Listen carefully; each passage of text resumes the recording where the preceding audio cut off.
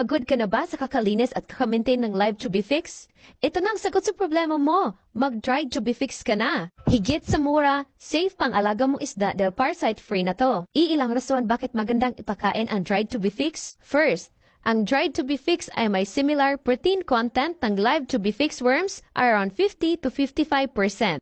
Napakagandang pampalaki ng katawan ng ating mga isda at mas mapapabilis mapalaki ang ating maliliit na isda tulad ng gapi, molly, and platy. Second, ang dried to be fixed worms ay nakalagay lang sa isang ziploc pouch or sa isang tub.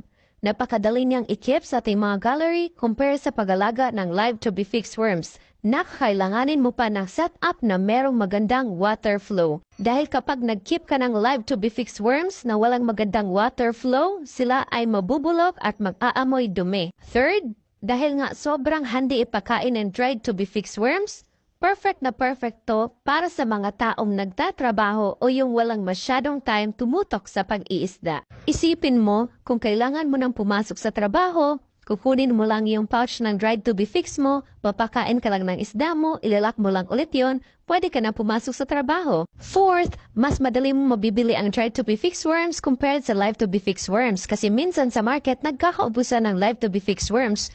Pero itong dried to be fixed worms ay readily available sa ating yellow basket. I-add to cart mo lang yan, check out mo, in a few days darating na yan sa bahay niyo. Lastly, mas affordable ang dried to be fixed worms compared sa live to be fixed worms. Lalo na kung bibili ka ng isang tabo, pagaya na ginagawa ng asawa ko. Bultuhan talaga kung siya bumibili ng live to be fixed worms. Pero minsan talaga, yung per tabo na yun, hindi mo talaga mapapakinabangan lahat kasi may posibleng nabubulok doon kapag namamatay sila.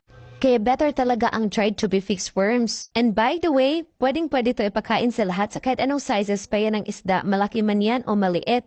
Yung koi, goldfish, gapi, platy, molly, danyo, at iba pa. Yan, check out nila nandyan na yan, lang yan sa yellow basket o tingnan nyo naman ang aming mga alagang isda. Ang lalakas kumain talaga ng dried to be fixed. Check out now!